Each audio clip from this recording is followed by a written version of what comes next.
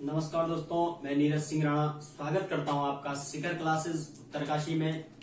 तो इससे पहले पिछले वीडियो में हमने बात की थी उत्तराखंड के कुड़िंद राजवंश की, और आज हम बात करेंगे पौरव राजवंश या पर्वताकार राजवंश। पौरव राजवंश, पौरव राजवंश या इसे कहते हैं पर्वताकार वंश, पर्वताकार राजवंश। तो इसकी थोड़ी जानकारी करते हैं कि ये जो पौरव राजवंश था, इसकी जानकारी हमें कहां से मिलती है। तो इसके जो जानकारी के मुख्य स्रोत हैं वो है, एक तो हो गया हमारा क्या, तालेश्वर अभिलेख।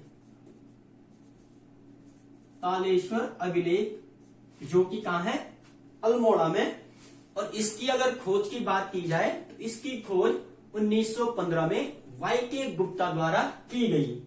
कब? 1915 में। और किसके द्वारा? वाईके गुप्ता द्वारा, वाईके गुप्ता द्वारा। ठीक है, इसकी खोज की गई 1915 में। और यह अभिलेख संस्कृत भाषा का खोजा गया उत्तराखंड में सबसे पहला अभिलेख है, और इसमें गुप्त ब्राह्मी लिपि का प्रयोग किया हुआ है। किस लिपि का प्रयोग किया हुआ है? तो हम कहेंगे गुप्त ब्राह्मी लिपि का प्रयोग किया हुआ है। और संस्कृत भाषा का यह अभिलेख अल्मोड़ा में, तालेश्वर में 1915 में खोजा गया, और इसके खोजकर्ता वाईके गुप्ता। और अगर इनकी बात की जाए तो ये अष्टधातु और ताम्र धातु के हैं, दो प्रकार के हैं, अष्टधातु के भी हैं और ताम्र धातु मतलब तांबे की भी हैं। तो यह हमने देखा, इससे हमें इस राजवंश की थोड़ी बहुत जानकारी मिलती है।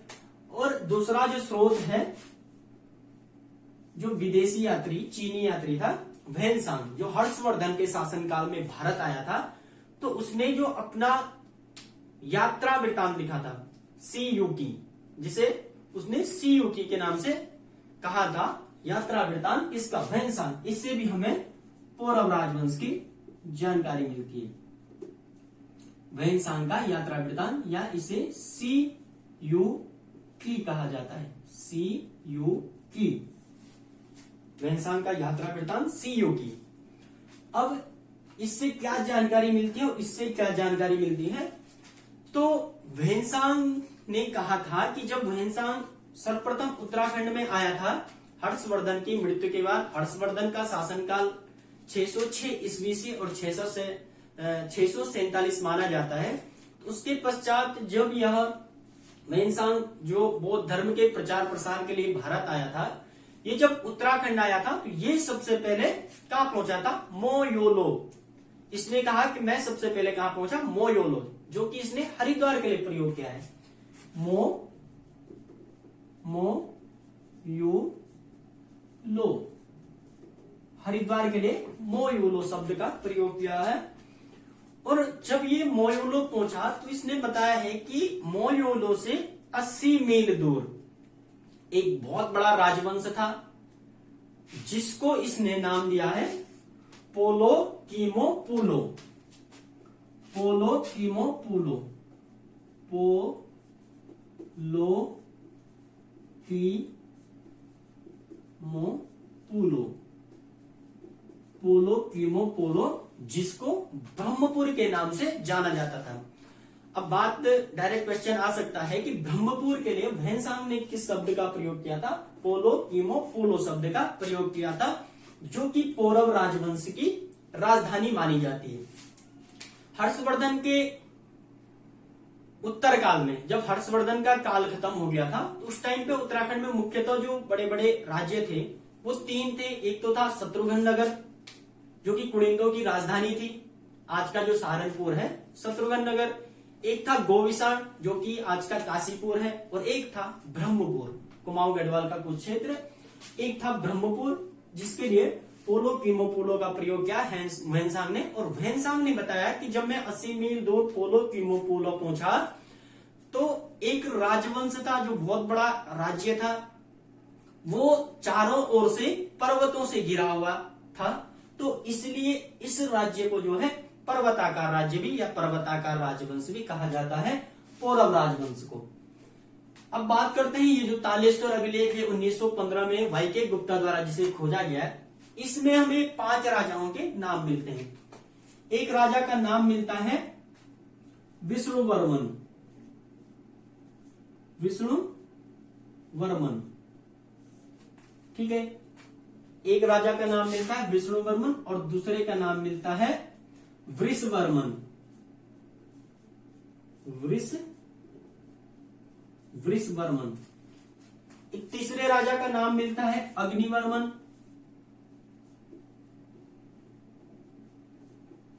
अग्निवर्मन। एक चौथे राजा का नाम मिलता है द्युतिवर्मन, द्युतिवर्मन। एक और अंतिम राजा का नाम मिलता है विष्णुवर्मन द्वितीय। एक तो विष्णुवर्मन फर्स्ट हो गया जो पहले में आया था, एक ये है विष्णुवर्मन द्वितीय। इन 5 राजाओं के नाम मिलते हैं और ये जो तालेश्वर जो अभिलेख हैं ये तो है इनके द्युतिवर्मन और विष्णुवर्मन के, लेकिन इनमें इन राजाओं के नाम में मिलते हैं विष्णुवर्मन, वृषवर्मन, अग्निवर्मन, द्युतिवर्मन और विष्णुवर्मन द्वितीय। अब ये जो 3 नाम लिखे हुए हैं इन नाम के आगे परम भट्टारक महाराजा धीराज का उल्लेख किया हुआ है। ये जो अभिलेख में जो ये 3 नाम मिलते हैं इनके नाम के आगे परम भट्टारक महाराजा धीराज, परम भट्टारक महाराजा धीराज नाम लिखा हुआ है, महाराजा धीराज नाम लिखा हुआ है। और ये जो 2 शासक हैं इनके नाम के आगे कोई भी उपाधि नहीं लिखी हुई है, तो ये मानते हैं कि जब हर्षवर्धन कन्नौज का शासक था 606 से 647 ईस्वी तक, तो ये जो राजा थे हर्षवर्धन के सामंत वाले राजा थे, इसीलिए इनके नाम के आगे हो सकता है कोई भी उपाधि नहीं लगी हुई हो। और ये जो 3 राजा थे जब हर्षवर्धन का शासनकाल समाप्त हो गया था 647 ईस्वी में, ये उसके बाद के राजा रहे होंगे, क्योंकि ये स्वतंत्र शासक हो गए थे, किसी के सामंत नहीं थे, इसलिए इन्होंने परम भट्टारक महाराजा धीराज की उपाधि धारण की थी, ऐसा अनुमान लगाया जाता है। अब बात करते हैं इस राजवंश की जो मुख्य विशेषताएं थी वो क्या थी। तो इस राजवंश की मुख्य विशेषताएं यह थी, क्योंकि हर्षवर्धन के समकालीन रहे तो हर्षवर्धन के शासनकाल में शासन व्यवस्थाएं थी, तो इनकी भी कुछ अपनी शासन व्यवस्थाएं थी, जिसमें जो प्रांतीय व्यवस्था थी उसमें सबसे सर्वोच्च देश होता था, उसके बाद प्रांत होता था, उसके बाद तहसील और उसके बाद ग्राम, जिनके लिए इन्होंने अलग अलग शब्द का प्रयोग किया हुआ है। इनकी जो अलग अलग इकाई थी उसके बारे में बात करते हैं। ये हो गया तालेश्वर अभिलेख और वैनसांग का यात्रा वृत्तांत सीयू की, ये जो इसके 2 मुख्य स्रोत है। और तालेश्वर जो अभिलेख है इनको इनका मुख्य स्रोत माना जाता है, क्योंकि ये पौरव वंश के बारे में लगभग कुछ न कुछ जानकारी देते हैं। और ये सीयूकी में सिर्फ इतना पता चलता है कि ये ब्रह्मपुर राजवंश था, जो कि इनकी राजधानी मानी जाती है, इनकी पौरव राजवंश की, जो ब्रह्मपुर राज्य था। अब इनकी कुछ विशेषताओं के बारे में बात करते हैं। इनकी जो शासन व्यवस्थाएं थी वो किस प्रकार से थी। तो इनकी जो शासन व्यवस्था थी उसमें तो सर्वोच्च राजा होता था, लेकिन इनकी जो कुछ प्रांतीय व्यवस्था भी थी उसमें सर्वप्रथम देश होता था, और देश को ये देश ही कहते थे, देश। और जो प्रांत था सबसे पहले होता था देश, उसके बाद प्रांत, उसके बाद तहसील और उसके बाद ग्राम।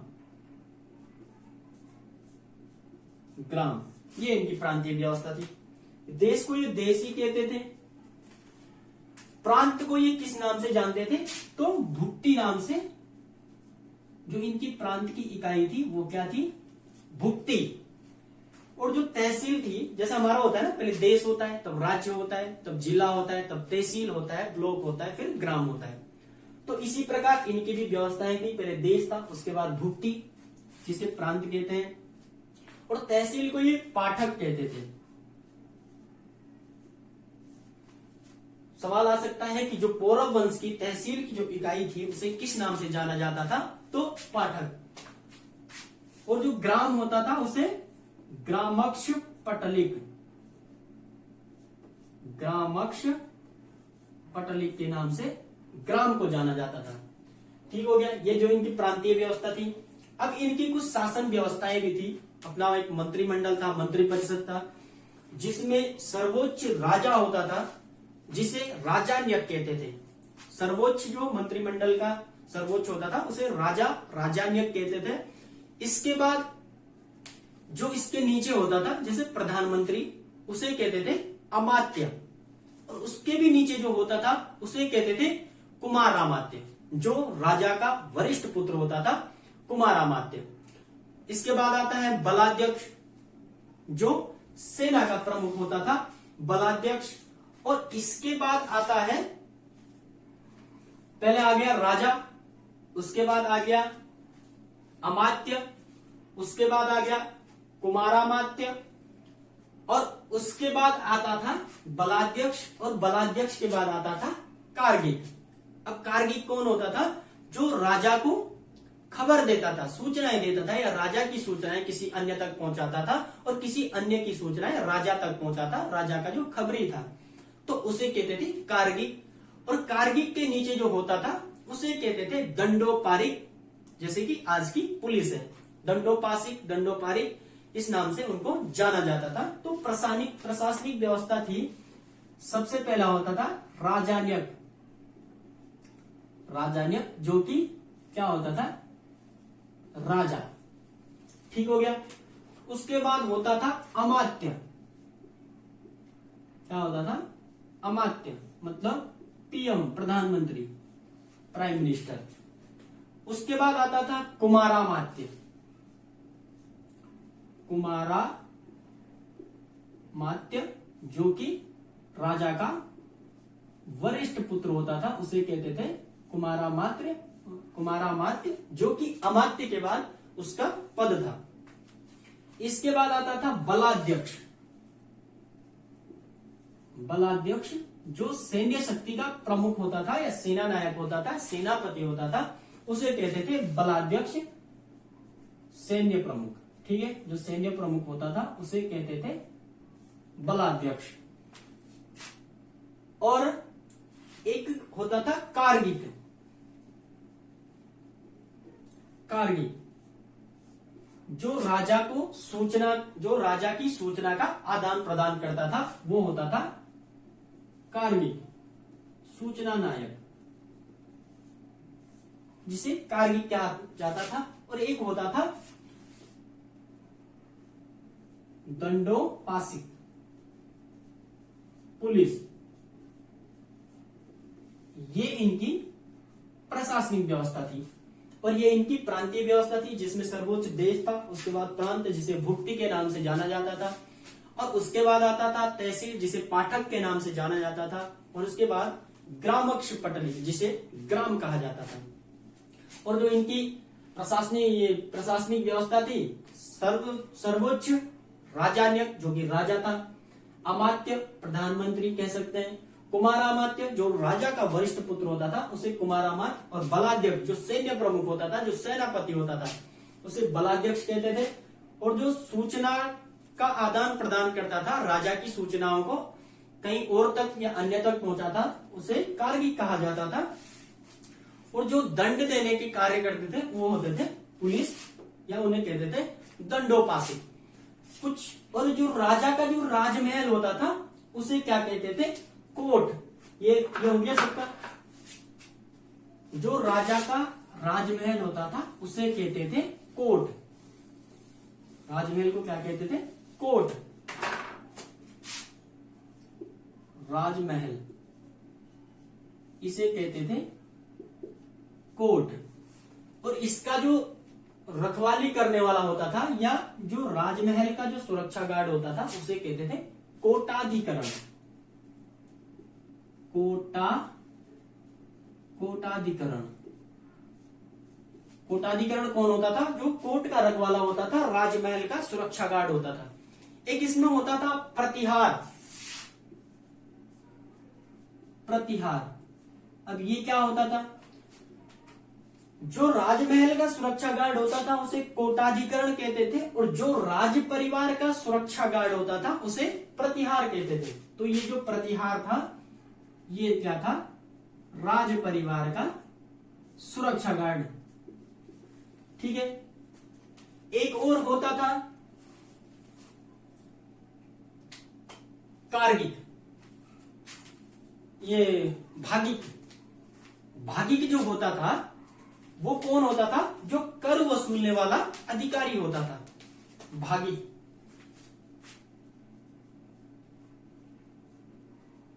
भागिक जो कर टैक्स वसूलने वाला होता था।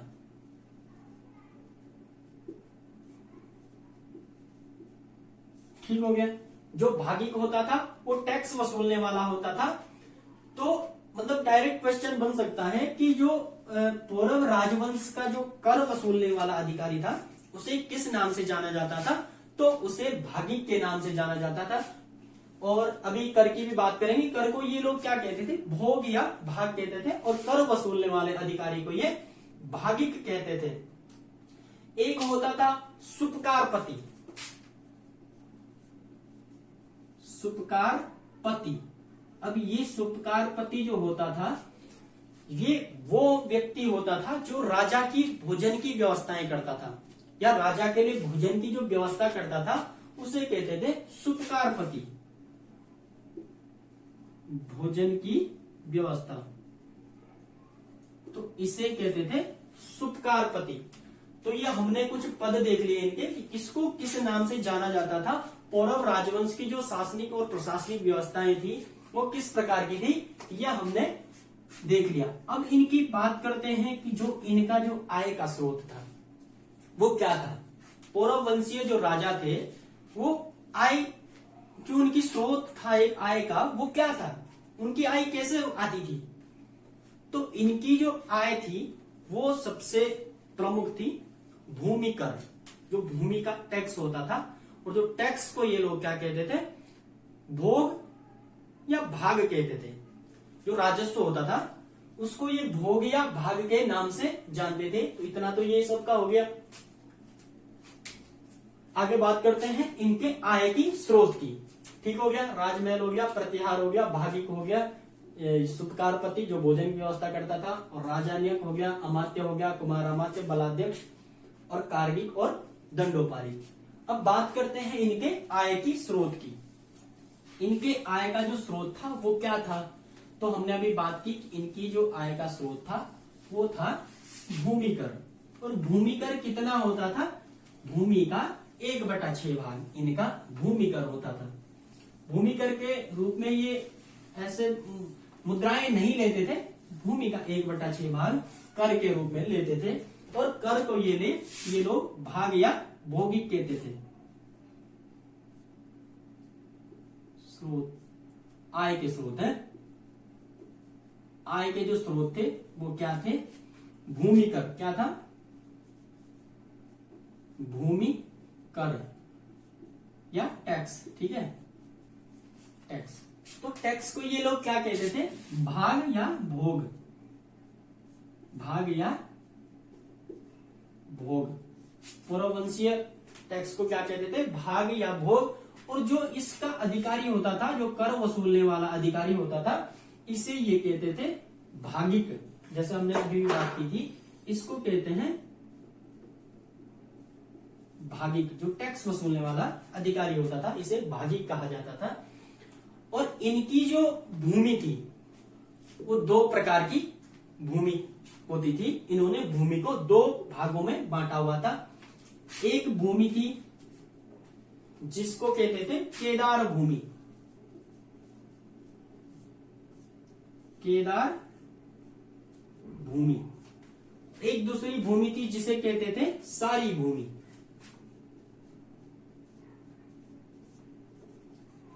सारी भूमि। तो भूमि को इन्होंने 2 भागों में बांटा था। एक तो हो गया केदार भूमि और दूसरी सारी भूमि। अब देखते हैं इनमें क्या फर्क था, केदार भूमि कौन सी भूमि थी और सारी भूमि कौन सी भूमि थी। तो केदार भूमि वो भूमि थी जो सिंचित भूमि थी, या सिंचित भूमि को केदार भूमि कहा जाता था, जिनको हम आज के टाइम पे सेरा कहते हैं या गढ़वाल में इसे सेरा कहते हैं। तो ऐसी भूमि को सिंचित भूमि या इनके शासनकाल में ऐसी भूमि को केदार भूमि के नाम से जानते थे। और जो सारी भूमि थी वो कौन सी भूमि थी? जो असिंचित भूमि थी, असिंचित भूमि, तो इसे ये लोग सारी के नाम से जानते थे। दो प्रकार की भूमि हो गई, केदार भूमि और सारी भूमि। केदार भूमि वह भूमि जो सिंचित भूमि थी और सारी भूमि वो भूमि जो असिंचित भूमि थी। ठीक हो गया भूमि कर। और जो भूमि कर होता था वो कितना होता था? 1/6, 1/6 इनका भूमि कर होता था। भूमि का 1/6 इनका भोग होता था या भाग होता था। और इस भोग को जो वसूलने वाला जो व्यक्ति था उसे भागिक कहा जाता था। और भूमि को हमने बताया इन्होंने 2 भागों में बांटा हुआ था। और इनकी जो भूमि मापने की भी प्रणाली थी वो 3 प्रणाली इनकी मुख्य थी। द्रोणवापम, एक खारी वापम और एक तुल्यावापम। इनकी जो भूमि मापन की प्रणाली थी, भूमि मापन प्रणाली, वो 3 भागों में मापी जाती थी। भूमि मापन जैसे हमारी होती है गज में, हेक्टेयर में, नाली में, तो इनकी भी 3 प्रकार की इकाई थी भूमि मापन की। एक थी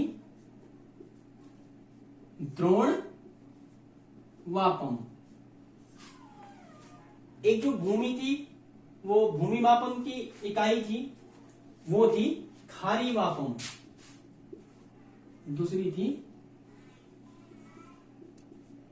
खारी वापम। एक और इकाई थी तुल्यावापम, तुल्यावापम। ठीक हो गया। 3 भूमि मापन की इनकी जो प्रणाली थी वो 3 थी। एक थी द्रोणवापम, दूसरी थी खारी वापम और तीसरी थी तुल्यावापम। तो आज हमने देखा जो पौरव राजवंश था, पर्वताकार राजवंश था। पर्वताकार राजवंश इसलिए नाम पड़ा था क्योंकि भैंसांग ने बोला था कि चारों ओर से पर्वतों से घिरा हुआ था, इसलिए इसके लिए जो है पर्वताकार राजवंश की या पर्वताकार राजवंश इसका नाम रखा हुआ था। और बाकी हमने इसके देखे स्रोत देखे। तालेश्वर अभिलेख 1915 में वाई के गुप्ता द्वारा खोजा गया जो कि अल्मोड़ा में है। और किस किस धातु के हैं? तो ताम्र और अष्ट धातु के ये अभिलेख हैं। और दूसरा वैनसांग का यात्रा वृत्तांत CU की। और वैनसांग ने जो ब्रह्मपुर के जो शब्द प्रयोग किया है वो है पोलो कीमो पुलो, पोलो कीमो पुलो। और हरिद्वार के लिए जो उसने बात की वैनसांग ने, तो उसको किस नाम से कहा? मोयोलो के नाम से हरिद्वार को वैनसांग ने कहा, जो कि किसका शासनकाल में भारत आया था? तो हर्षवर्धन के शासनकाल में। तो आज हमने पौरव वंश के बारे में जानकारी देखी। आगे हम अगले टॉपिक में देखेंगे उत्तराखंड का कार्तिकेयपुर राजवंश या कत्यूरी राजवंश। तो धन्यवाद।